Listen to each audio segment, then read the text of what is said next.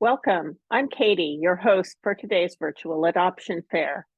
I'm a Mickaboo volunteer, just like all the people presenting and producing today's event. Before we begin, let me tell you just a little bit about us. Mickaboo Companion Bird Rescue is a 501c3 nonprofit located in Northern California, around Sacramento and the Bay Area. We're an all-volunteer organization, and our birds are fostered in private homes. We don't have an office or an aviary or anything like that. We rely on donations in order to continue helping birds, and due to the poor state that many of the birds arrive in, our veterinary bills average $50,000 a month. Today, we're going to meet 6 Mickaboo birds who are seeking forever homes. So just a moment here. Here they are. We are going to meet Timeo, Lillie, Jake, Naya, and Scoville and Maggie. So a couple of Indian ringnecks, an African gray, a green-cheeked conure, and 2 cockatiels. Today, all of the birds are joining us via pre-recorded videos.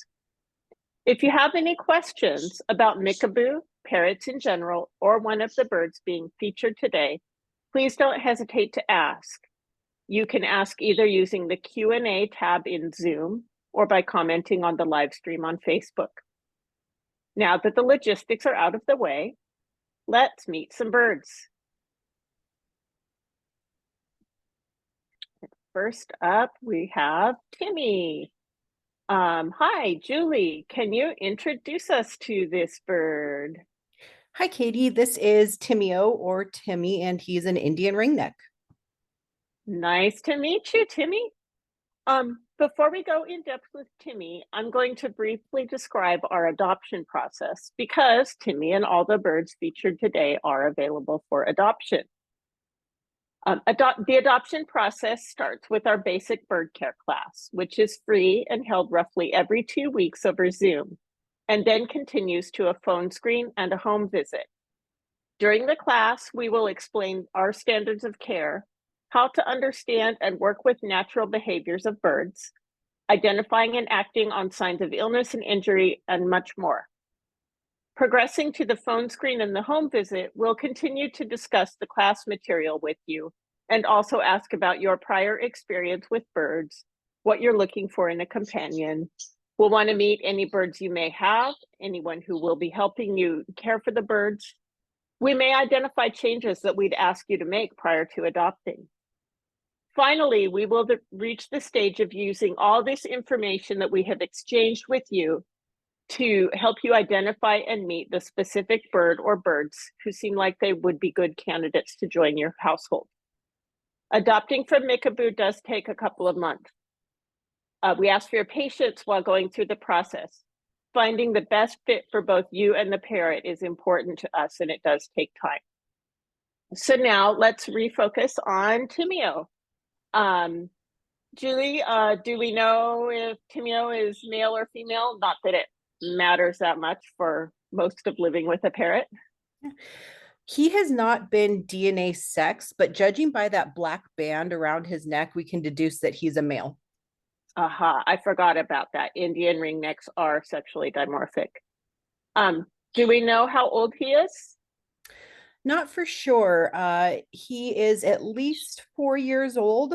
Judging by his feet, we know that he's not old on the older end. So he's probably hanging out somewhere in the middle. Okay, got it. Is Timmy comfortable with people? I did see him approach for a snack there, so I'd say at least somewhat. He is. So he has started taking food from my hand, and he no longer gets scared, walking by the cage or if I'm putting my hand in to go change his lining or, food bowls or anything like that. But he's not yet hand tame. That's fair. And not all parrots are. Let's be clear with our audience about that. They have different levels of how they want to live with humans. Definitely. Yeah. Do we know anything about his comfort level with children? I would assume that if he's comfortable at all, it's from a distance and a little bit guarded, given that he's still a little bit wary just in general. Yeah, he hasn't been around too many children. He was around my nieces who were 7 and 8 and 8 and 9 at the time, and was very interested in watching them. So I imagine that if he is with a family that has younger children, and those younger children realize that, sometimes birds want to be left alone and not always handled or touched, that he could do okay with that. Mhm. As a parent of a 7-year-old, I will say frankly that yes, that's a lot of work on the parents and other guardians. But it certainly can be done. But some birds are going to be more and less open to a household that's more loud and active, the way one with small humans is. Um, oh, Timmy flies. I see that. One of my questions is, are they hand tame? It sounds like Timmy has some, like, just has some boundaries of what he's comfortable with right now, but that he really is very open to and interested in humans. So probably not really what we would call hand tame, I I'm wouldn't call guessing. him hand tame, but if he has gotten a lot more comfortable in being around, so he'll fly over to the chair on my arm and sit right next to me. Oh, Um, or he'll mhm, fly on top of the computer screen and sit up there. So he'll be within literally inches of me and want to see what's going on, take food from my hand, but has not yet mhm. learned how to step up. I imagine with some work, he would be able to do that relatively easy. I mean, just the fact that he's flying to where you are sounds like he's definitely engaged with the household and really does like people. So that's pretty cool. Um, so audience reminder, if you have questions about Timmy or just about anything you're seeing and hearing here in the adoption fair, do type them in the Q&A in Zoom or in the video chat, and we'll do our best to answer them. What is Timmy's diet like? He has a wide variety. So his staple food is the rowdy bush pellets. He also gets a wide variety of fruit. Strawberries and bananas are his favorite. Hmm. We do try a lot of veggies with him, and he is good about trying a bite or two, but we still have to work on the veggies. And then he'll get a mix of NutriBerries or Nutri-An, sometimes the Supreme fruity pellet treats or as a treat. And Mm-hmm. then he has gotten very good about kind of begging for food, just like his foster sister, the dog, does. So he will Oh, sometimes get a bite of whatever we're having as well, oh, unseasoned. so he's observed that that behavior works out for her, and now he's trying it. That's funny. Very much so, yes. Mm. So he's a smart and observant guy. He is. He Uh, likes to look around, see things. Clever. Um, what are some of Timmy's typical behaviors? What's Timmy's day like? He will get up a little bit earlier in the morning and then go back and take a nap again. So whenever we get back home, once we're home, the cage doors open and he flies around. Whenever we're home during the day, sometimes he'll go and sit out on the back porch in his cage, of course, and do calls to the other birds that are outside. Mm-hmm. And he has really enjoyed playing with his toys now. He's just taken that more recently. So he has bells, seem to be his favorite, but he absolutely loves YouTube. Bird videos are the best, but anything on the television or YouTube, he loves to watch. Oh, that's really interesting. Yeah. Um, I did notice earlier in the video that you have a lot of sticky notes on your windows and things, so that's a good safety measure for birds who are flighted and out, just so they know where the windows are because there is not glass in nature.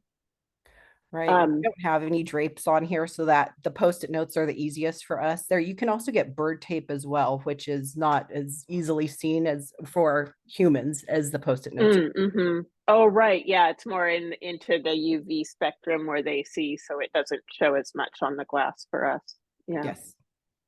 Um, You mentioned his cage, and like, of course, he has to be in his cage when you're gone for the day. How big is Timmy's cage?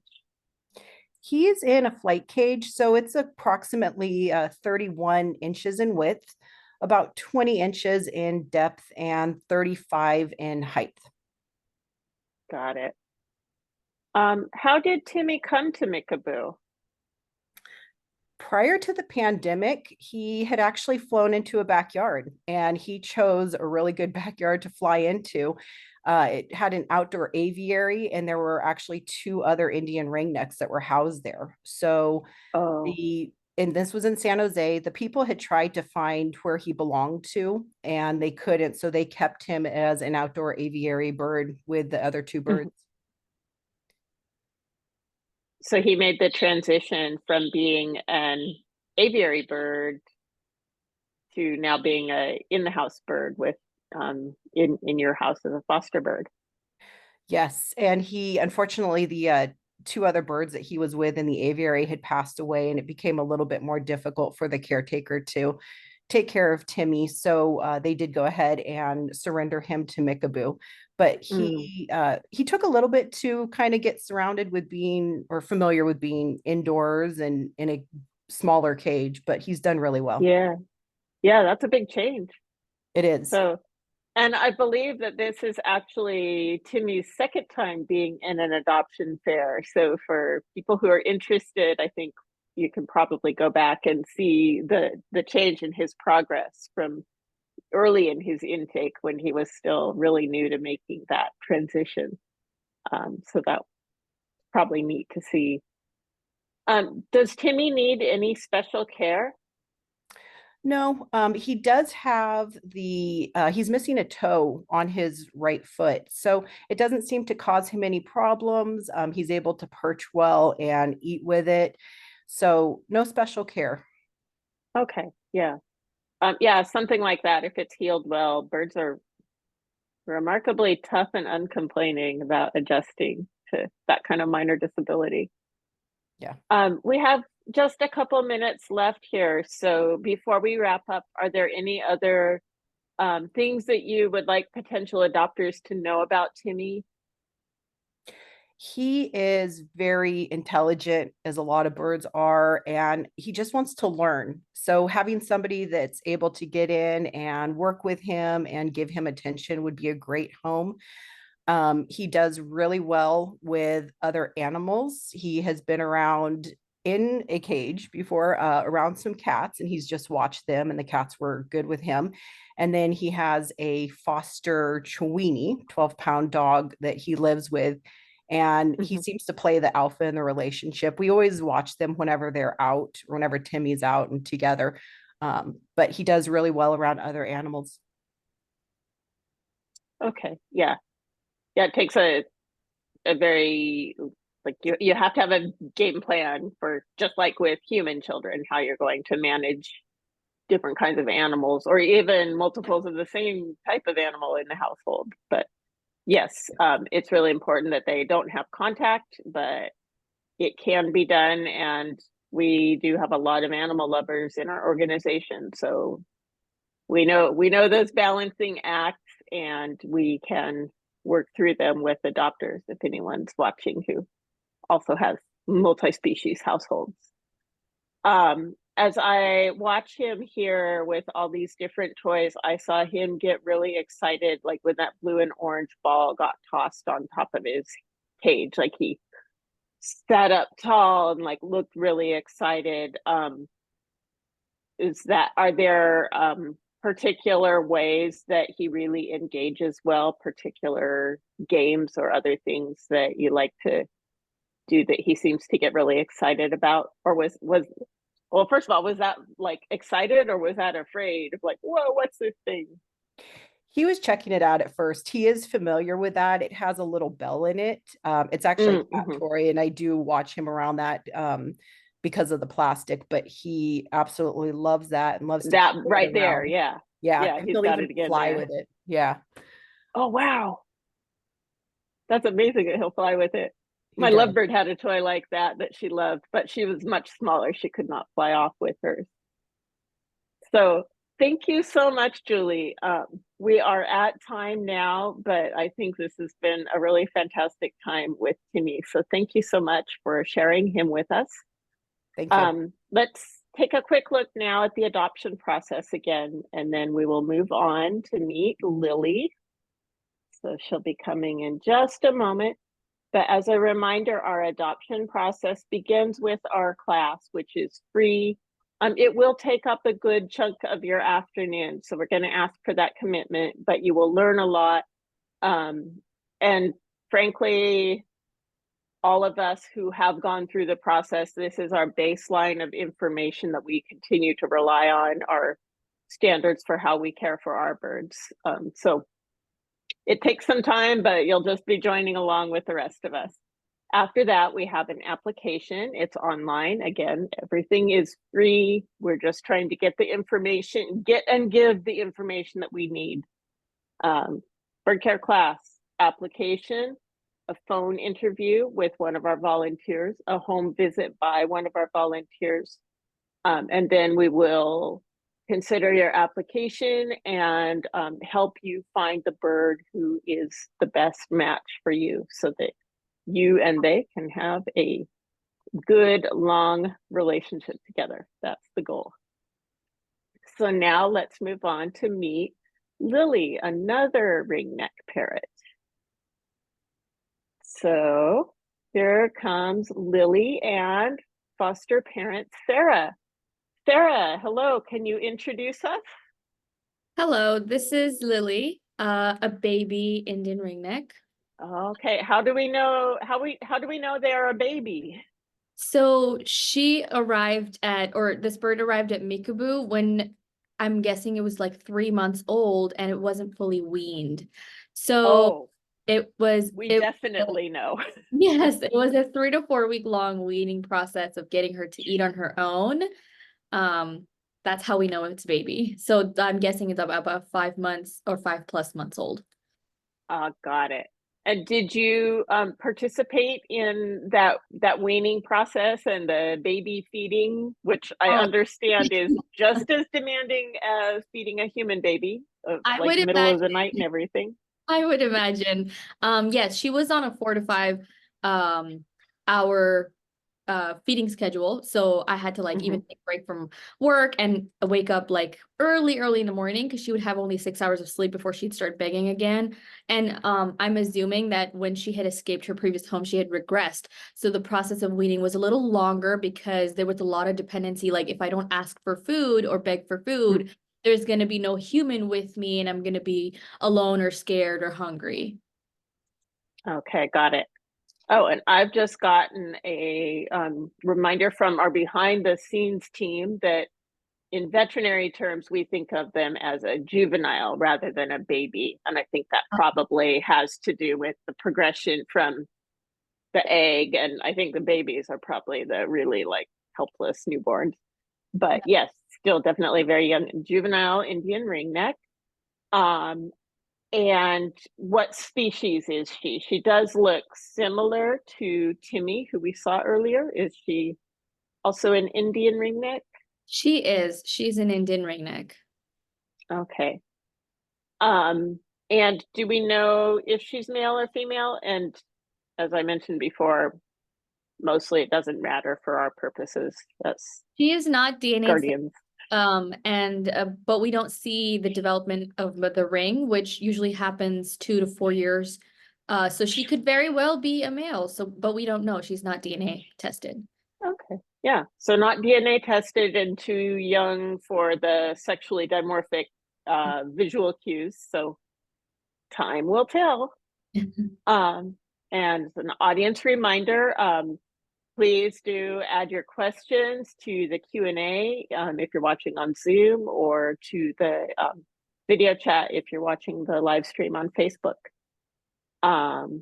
So Lily's about 5 months old. Is she comfortable with people? I mean, she's clearly comfortable with a lot of the things of being in a household. Yeah, she's really not afraid of a lot of things. She is comfortable with people. Not a lot scares her or frightens her. It's more of the curiosity that takes over, and she's like, I want to taste that. I want to try it. And as for human interaction, I haven't seen her be reserved about that. She's totally comfortable. She plays with anybody she comes into contact with. Got it. How about being comfortable with other birds? I saw you have, and actually we're going to be meeting you again later in this adoption fair with another one of your foster birds. So is she comfortable with other birds? She tolerates them. Starting off when she was young, she had to be monitored and still does. Mhm. Closely monitored when she's out. I don't let her out with my budgies, so she only is out with my cockatiels and my foster conure, and she tolerates them as long as they don't bother her. And but they're always fully monitored. I wouldn't say comfortable. I would say tolerant. Yeah, that's it. That's an important distinction. And you were talking about monitoring. What does that look like and feel like as the human responsible for a So very bold and curious bird? I really can't do a lot else when Lillie is around. I mean, she helps out with chores, of course. But in terms of monitor, Helps yes, with exactly. air quotes. So my kitchen has to be clean and my birds have to be like I have to watch them. And I say that because she'll get into anything and everything. So monitor mainly means like making sure she's not getting herself into something she shouldn't, maybe eating something she shouldn't, or getting herself into toys or stuff like that. That's what monitors really means. And also behaviors with how she interacts with my cockatiels. If they get a little too close, she will warn them like, hey, I'm warning you. And I have to intervene at that point, like, okay, I'm the between. You can't interact with each other. Yeah. I would imagine that at some point in the not too distant future, you're probably going to have to stop allowing them to be out at the same time because the size differential in her strength, just that beak, it's going to be no contest for a cockatiel I when agree. she gets a little bigger and older. And it's a tough thing about being a human that loves animals. I know, and having so many different kinds in one place. She has Yeah. to take turns. She can't be out at all times, which bothers her, but it's for her and their safety. Yeah. That's a tough thing to set expectations because she's just so adorable. Like on some level, I'd want to have her out every minute, but if Yes. she expects that, it's going to be a nightmare. What is the lifespan of an Indian ringneck? I don't think that I asked you or Julie that. Do you 30, happen to know, or we can have our producing team look into it behind the scenes? from what I've figured is 30 to 40 years old or 30 plus years old. So it's a long commitment. Yeah.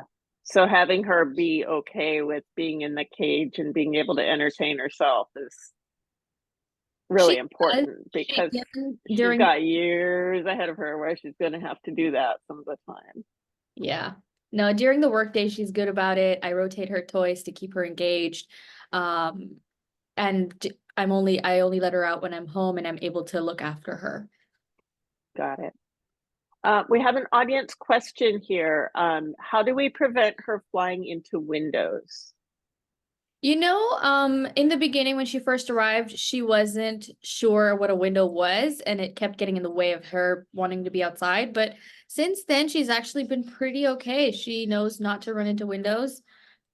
She sees the screen, and I think that prevents her. But other ways what people have done is use like little washi tapes and put it across the window so that it prevents the bird from flying into it. Blinds that aren't fully opened. There could be ways, but she's okay about it. She doesn't really crash into windows anymore. Yeah, I see you do have some obvious visual cues there with just the crossbars Yes. and the curtains, and like those make little reflections on there. Other things that some of our volunteers do are little decals, which can be super cute. The chalk pens that you can wipe off, so you can like make patterns, or like just super functional, like put dots or different things. Post-its, as we saw in the previous. So yeah, all kinds of things like that. When Lillie has to be in her cage, how big is her cage? So her living space is about 38 inches high, 32 wide, and 21 deep, which is on top of a stand. So she's a little higher off the ground. Mhm. Got But it. of course, with her and loving to fly, the bigger the better, especially when she's going to spend a lot of time inside it. Yeah, yeah, for sure. What are some of Lily's typical behaviors? What clearly she likes to play with all kinds of toys and manipulate even things we wouldn't necessarily think of as toys. She Um, is chaos, but a good type. I like it's entertaining. She loves to interact with you using treats. So we've been working on a few things with that. Like you saw there was a little toy. I put treats underneath it and she is like, "Well, I want to get to the treat."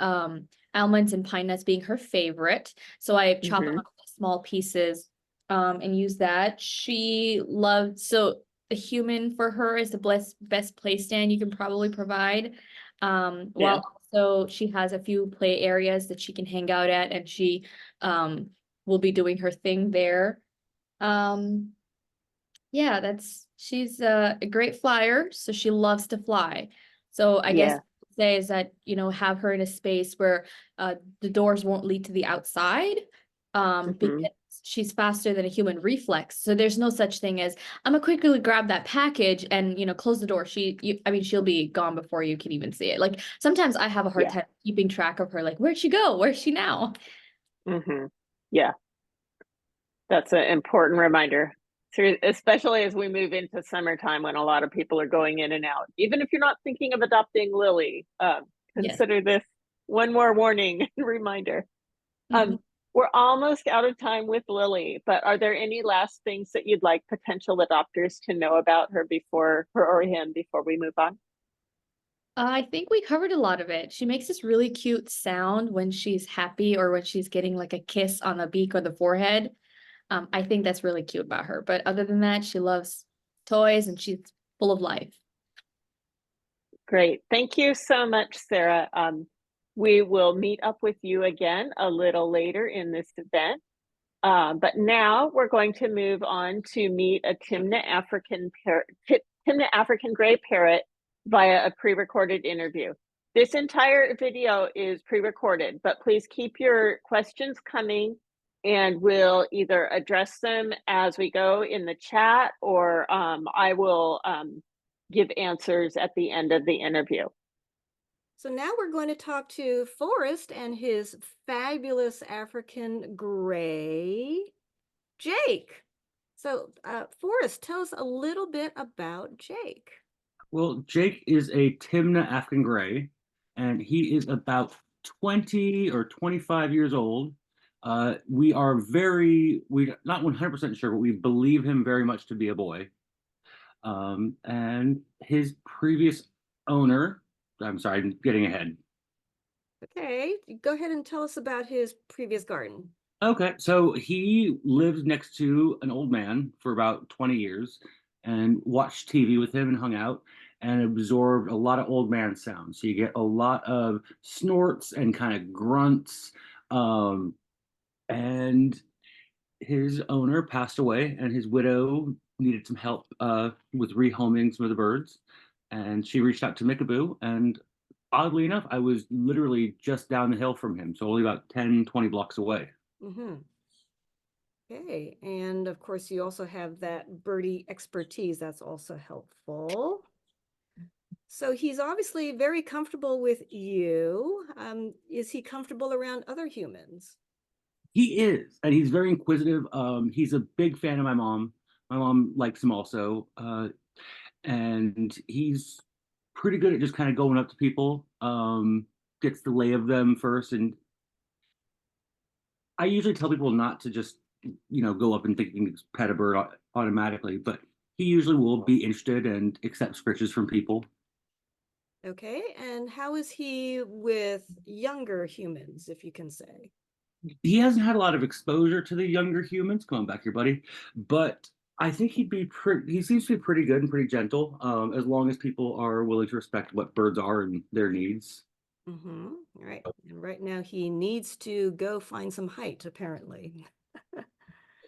So what is he doing all day long? If I'm Jake and you're presumably going to work now and again, what's he doing all day long? So they wake up every day at 8 a.m. And if I'm working in the morning, then my loving mother wakes them up, and she just takes the covers off them, um, puts their food bowl in that I prepare the night before, and turns the light on. Oh, she also turns the radio on. And then they have a few hours, usually till about noon, when I get to come home on my lunch break. And I'll come home and I will clean up anything that needs doing. If they need some new water, give them a little bit outside time. Uh, and then I will also put some crunchies in his cage. So I'll hide crunchies in little spots, because that way, the first part of the day, he goes through his fruit, and I know he's at least had a whack at that because he'd eat nothing but crunchies if he could. And also, I'll usually put a little foraging toy. So this is an egg carton, which I have filled with newspaper and little treaties. And he'll just destroy this, and this is the end of one. And he'll work through that. And you mentioned crunchies, I think I heard. Can you describe for our audience what you mean by that? He's on Harrison pellets, Mhm. and that's his main crunchy. And then there are also these fruity kind of like little multicolored ones that I'll give him as a treat, or I'll mix in with some of his chop, just so he has an extra reason to go through his food. Right. Harrison's, I don't think makes multicolored pellets, so you're probably talking about Supreme, Premium. perhaps? That's Yeah. exactly. Okay, but that's more of a treat rather than his main diet That is not a staple pellet, yeah. at all. Okay. And I saw that you gave him something there to make him stay put for a while. What was that? He was enjoying a shelled or a almond that still has its shell on it, which is actually rather hard to find almonds with the shell still on.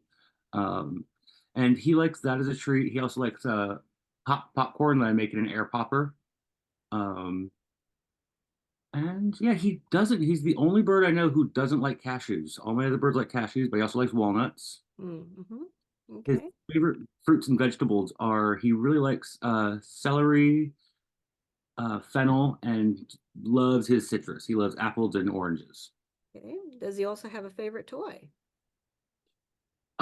He has some toys that he destroys most of his toys, but he mostly forages. So his favorite toys don't stay his favorite for too long, Because they become dust or splinters or something like that. which is exactly what we want which is Yeah. kind of a well-loved toy. Yeah. So he's outside of his cage at the moment, but how big is his cage? His cage is about 2.5 feet by about, let's say, 1.5 feet deep, and it's about 3.5 feet tall. So it's not much of a flyer in general, but there's a lot of space that he can go all around, go on all the windows. He hangs upside down like a bat. Mm-hmm. And what's the bar spacing on a cage? Because that's another important It's probably like aspect. less than half an inch. Like I have trouble getting a finger in there. Okay. Does he need any special care? Um, well, all birds are special needs birds, but he doesn't take any medication. He hasn't had any hormone problems. So he's a pretty standard fare bird. No real, doesn't haven't had any problem with plucking. Okay.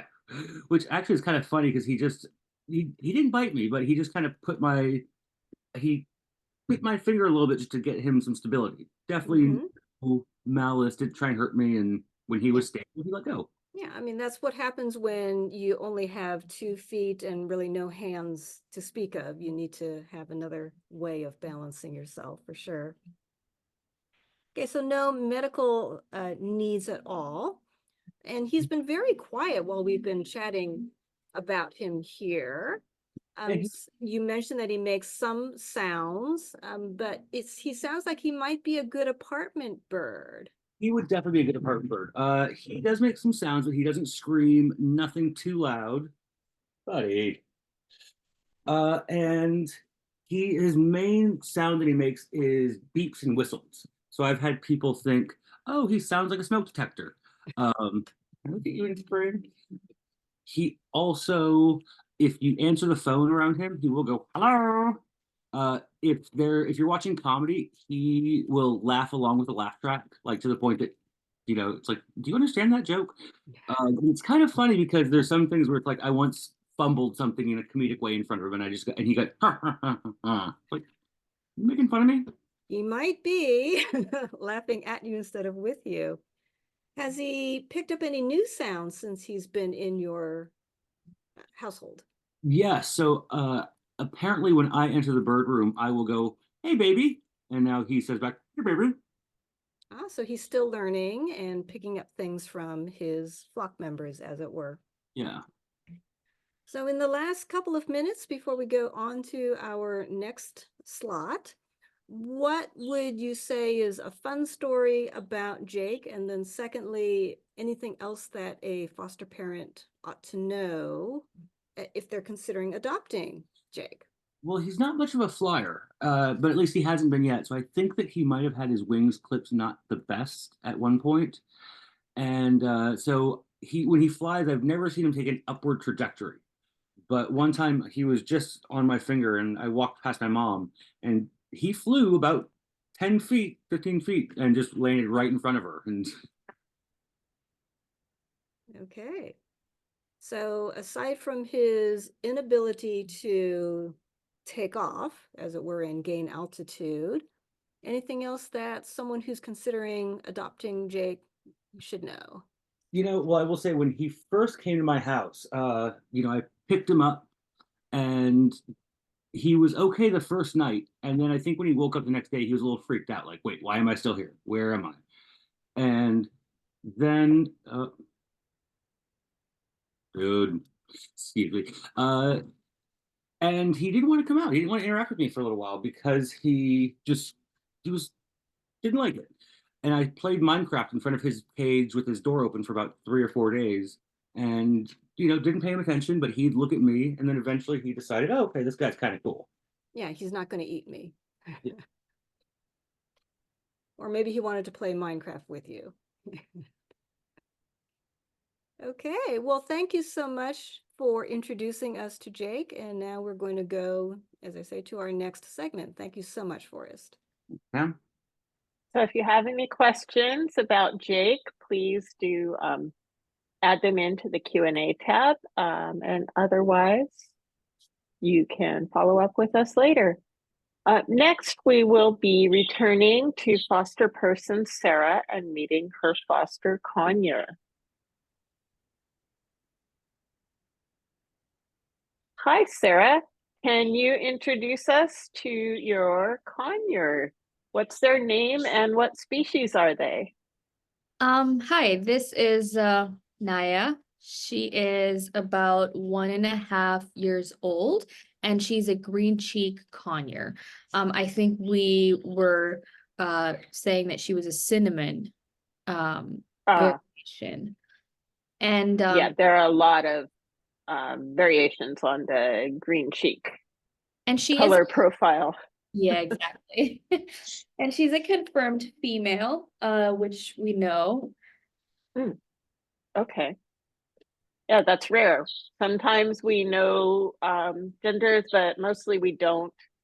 Mickaboo doesn't, just for our audience to understand, Mickaboo does not DNA sex birds unless there's a medical reason why we need to know that information. We understand that it can be interesting to know and that is very meaningful information to some people, but we have to be careful and responsible with our money with $50,000 vet bills. So it's not something that we spend money on unless there's a medical reason why we need to know it. But if somebody previous in the bird's life has done that kind of test, or if we need to find out, then of course we do make a note of it and we will share that information with you. And if the bird has laid an egg, then that's another way we can know that they are female. I don't think you said, or I may have forgotten, how old is Naya? She's Do we about know? 2.5, as we were told when she was surrendered to Mickaboo. Got it. Okay. My next question is always, is Naya comfortable with people? And it looks like, yeah, some degree she is. She's definitely coming towards your hand or whoever's hand is in the picture. Is getting a lot more comfortable the more we interact with her. And I say we, my sister fell in love with her, so she'll come over to spend time with her as well. Oh, that's nice. But when she came to me, she wasn't thrilled about stepping up, and she's very skittish too, to some degree. Everything scares her, frightens her, and but she's getting a lot better. She's, as you can tell, she's totally okay. She loves scritches. She loves being around people. I can see how she's checking in between your fingers there, just in case there might be one more snack hidden. My budgies do that with if I've been holding millet. They're always like, maybe there's one more little kernel somewhere in there. Do we have any idea how comfortable Naya is with other birds? She hangs out with budgies and cockatiels, of course, again monitored because her beak is larger, and she likes her space, so she will let it be known that, hey, you're in my space. Can you please move? She's polite about it, but I would never house her with other species or leave for her sure. monitored. Yeah, that would be dangerous. Yeah.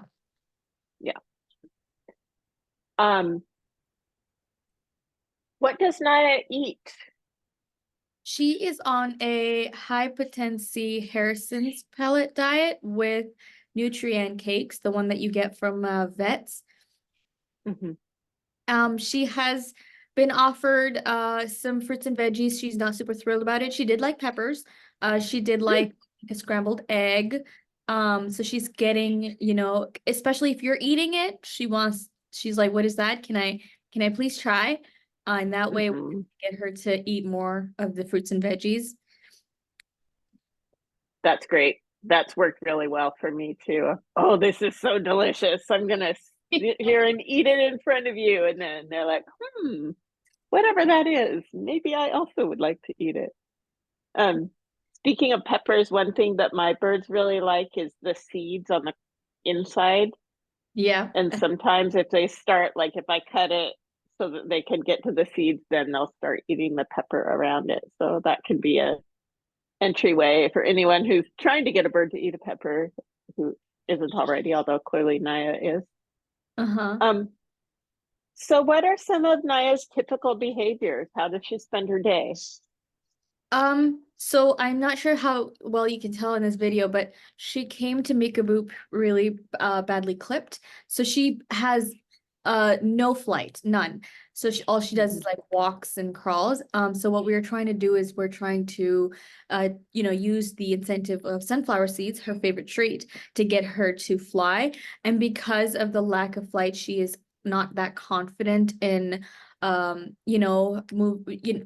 in her abilities, and she's kind of clumsy in a sense. Like she doesn't shoulder surf because there's always a fear that she might lose her balance and fall. Having said that, she has this play stand. She hangs out around there, has her toys. She'll occasionally make a hop or a jump to the next cage and explore the area, so she's curious. And then if she ever falls, she has a way to get back up to the cages through like a ladder or something where she can. That's nice. She has independence where the way are set up. Otherwise, if she's not, she doesn't have that, she'll find you and walk to you. She's like, hey, can you please? I fell. I got scared by something. Can you please pick me up? Yeah. We call that the birdie elevator.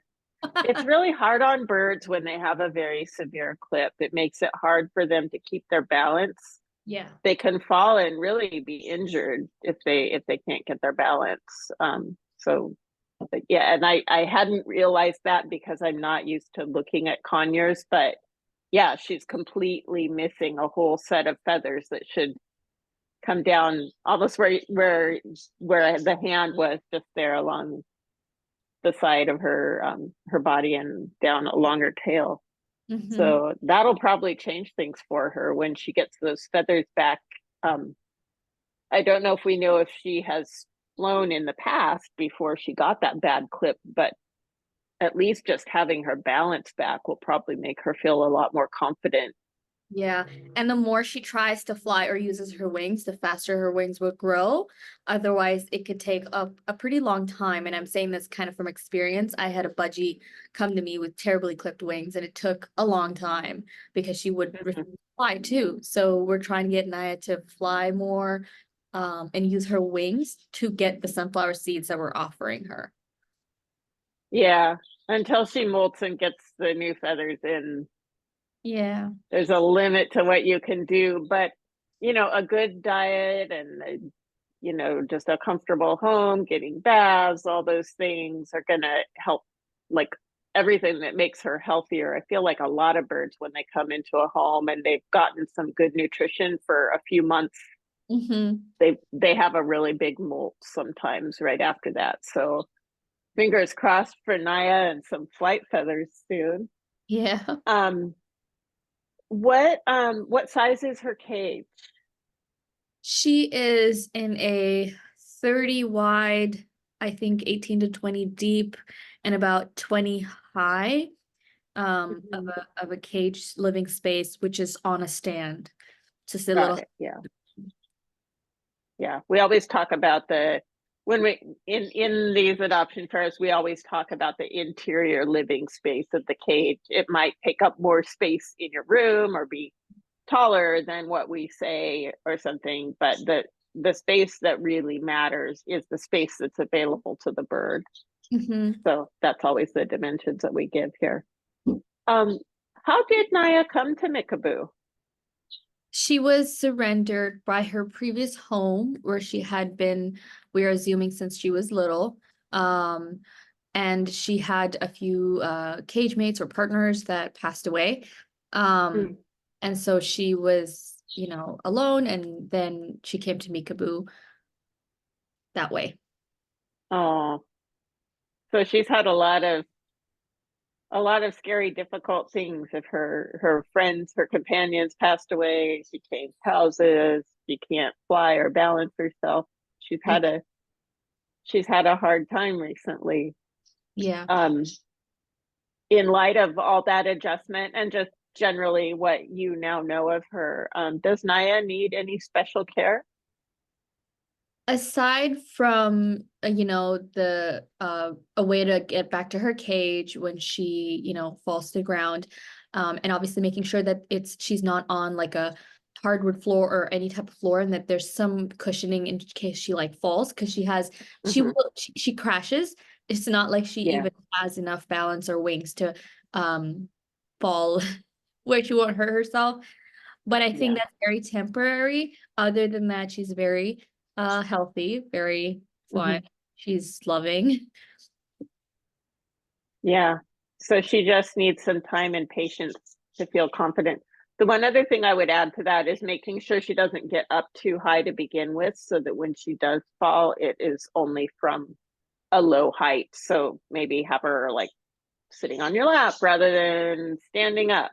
Yes. Things like that, just so because it sounds like she's just so off balance that it's more about, you have to prevent, but you also have to minimize the possible harm in this circumstance.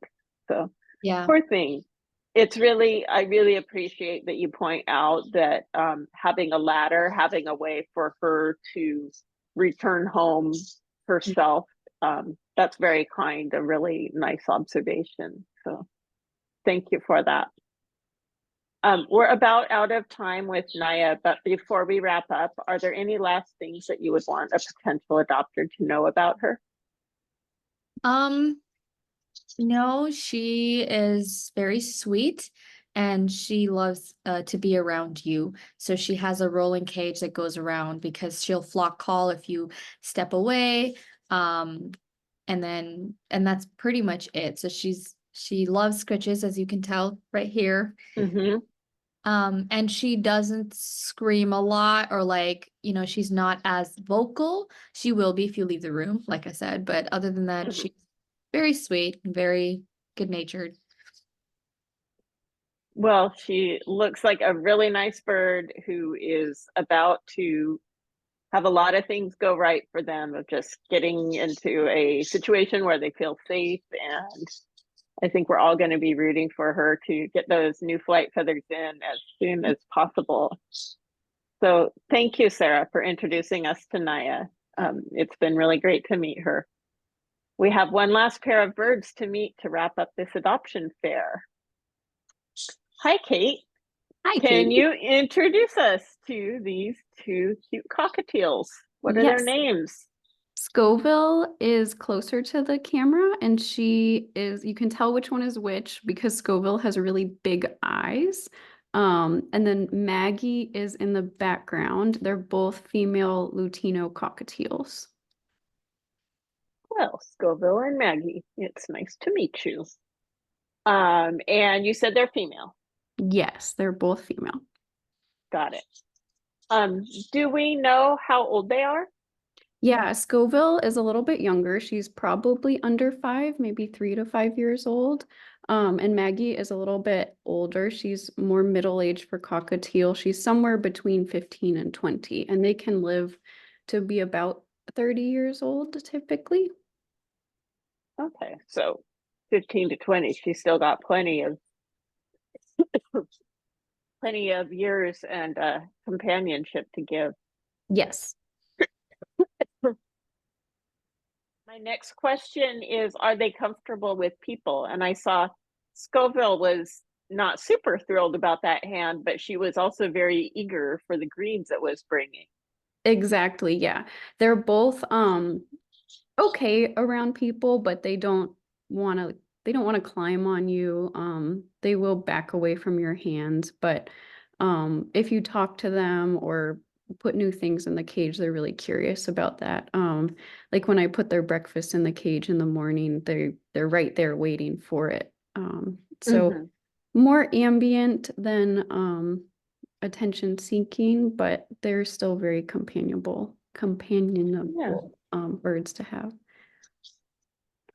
They're very sweet. They just look so calm and relaxed here in the cage. They really are. Yeah, just nice and chill. Do we know if they are comfortable with children or with other species of birds in the household? I actually currently, as of a few days ago, have an Amazon in my house with me, and they have not shown any interaction or interest at all. So I think they're fine. I also have a German Shepherd that comes over periodically, usually a few times a week, and they don't have any interaction with her, but they don't care at all. My German Shepherd will like clean up my floor of all of the pellets that they've spilled, and they don't care about that. But again, they're not directly interacting, just for safety. Yeah, of course. Yeah. So they're comfortable with just things going on in the household outside of their cage. That's fine with them. Yeah. Okay. They're curious, but not direct. And you can Got it. see Scoville loves to eat greens. She will absolutely devour spinach, romaine, any greens. Her beak is almost always stained green because she just will eat everything. And that's been a good influence on Maggie, who will now nibble a little bit of spinach, just kind of copying Scoville. But their typical diet is Fruity Supreme pellets. I try to get Harrison's in there, but they're not as interested. And then nutrient cakes. Got it. Yeah, nutrient cakes are good for the littler birds that do have a valuable seed component in their diet. It combines seeds and pellets together into one way to serve things, which is nice. So what are some of their typical behaviors? How do they like to spend their day? Scoville is quite busy. She loves every type of toy, and as soon as you put a new toy in the cage, she is right there investigating really anything you can see in here. I have a few different types of toys. I don't have one showing that's like an abacus, and that is her favorite. She'll sit there for like 30 minutes and just poke the beads back and forth.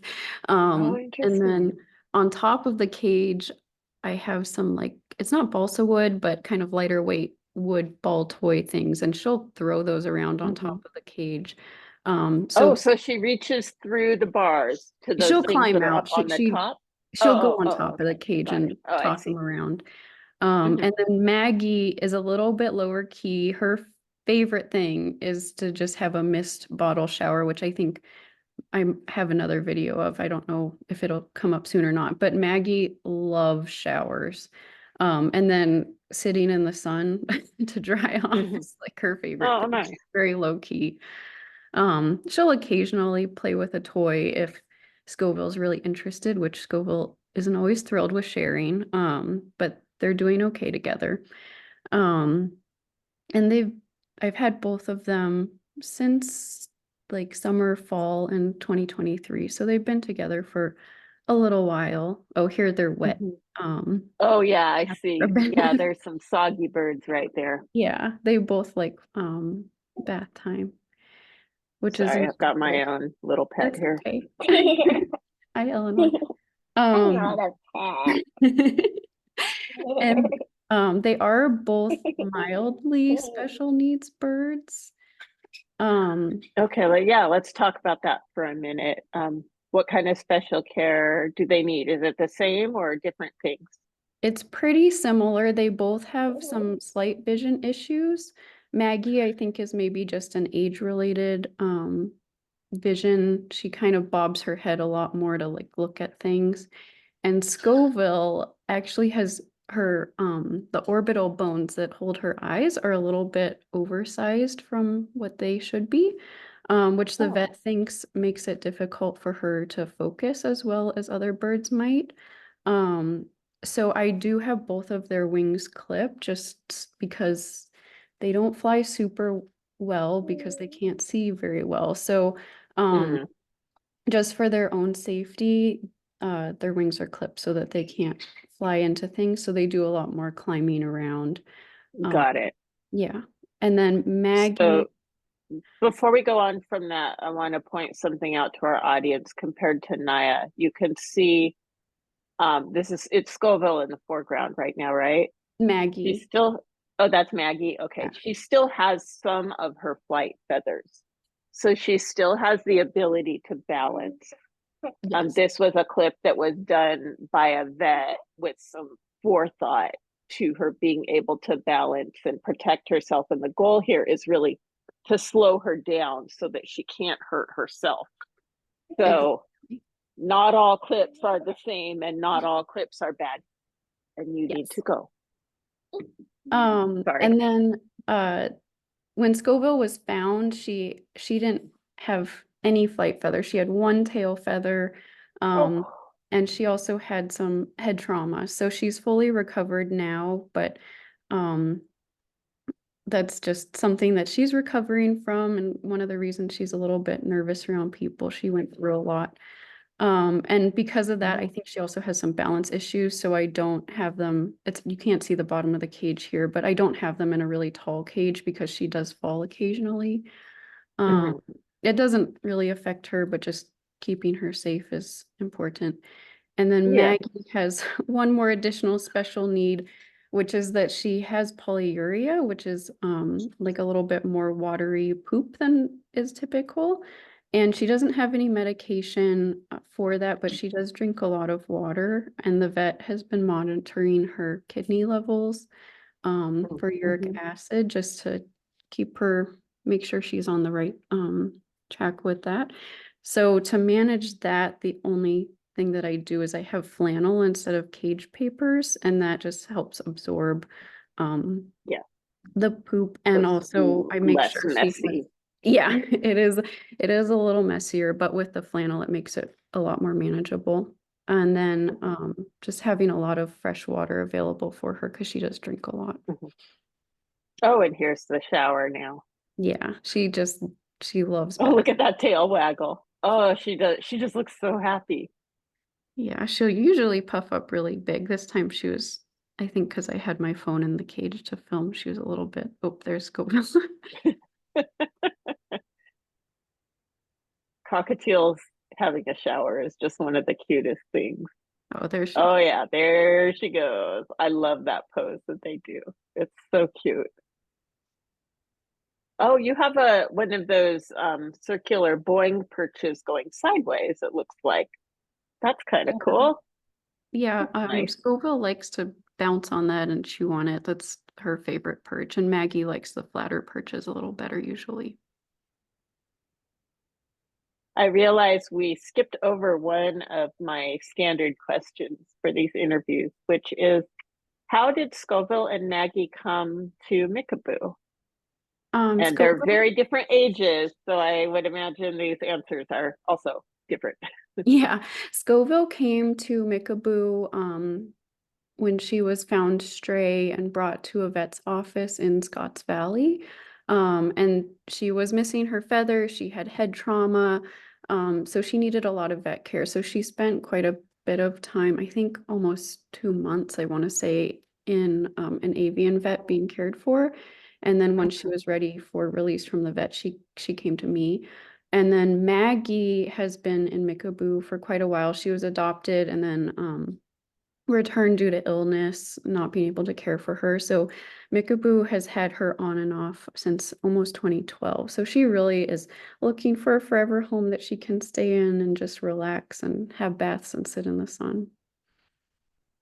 And that is a lifetime commitment that we make to all of our birds, and their lifetimes can be, and we hope are very long and healthy, and have lots of happy moments like this. So it's good to see. Before we close this adoption fair, are there any last things you'd like potential adopters to know about Scoville and Maggie? Yeah, they're both like I said, they're easygoing. They're really easy to take care of because they don't get into things.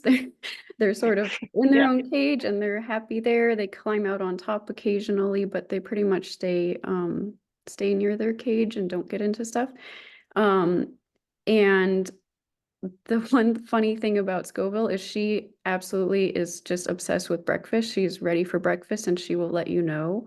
And she's a little noisy in the morning when it's breakfast time. But then after that, the rest of the day, they're really quiet. They're both just very relaxed, quiet little ladies. Well, thank you so much, Kate. I just feel so calm and happy just watching them. They're clearly very sweet little girls women who just want a comfortable, nice place to perch and a good person to live with. So Yes, thank you for introducing us to them. thank What a you. great way to end this adoption fair. So that's all the birds we have time for in today's virtual adoption fair, but we do have time for a few more questions. So if you have more questions about any of the birds that you saw today, about Mickaboo, about other birds, do keep them coming in the Q&A tab in Zoom or the chat in the Facebook live stream. We are also going to be sharing a survey with you to get feedback on today's adoption fair. We're going to share it in the chat here on Zoom if you're on the Zoom platform, and we'd love to get your feedback. So please do fill it out. If you fell in love with one of these birds, please contact us. If you fell in love with a different bird you've seen on our website who wasn't featured today, also please contact us. If you haven't started the adoption process, you do start with our basic bird care class. It is being offered next Saturday, May 25th. And we do offer it about every 2 or 3 weeks. So you can look at our website and find the next upcoming ones and pick the one that fits your schedule. If none of these birds seem like the right one, do take a look at our website. There are lots of birds who need forever homes, about 450. Just a couple more things before we sign off. If you'd like to support the work we do and the birds you saw today, it's easy to donate using the links on our Linktree page. And we would be grateful for your support. as you heard today, we do have some birds who have significant medical needs, and those are expensive, and it's something that we think is really important to do, and we'd be grateful for your support. As I just mentioned, our basic bird care class is being held next Saturday. And last but not least, I would like to thank all the foster parents for getting themselves here, all of their birds videoed and ready for this event. And to all the other volunteers as well who provided the support and coordination for today's event. It takes a lot of work to make this event run, and everyone did a fantastic job. Even the little beast behind me. Please stick with us through the credits to see who they all were, and we'll keep monitoring a Q&A for a bit in case you have more questions. Oh, and if you want to see more birds, next month, June 29th, will be our next virtual adoption fair. See you then.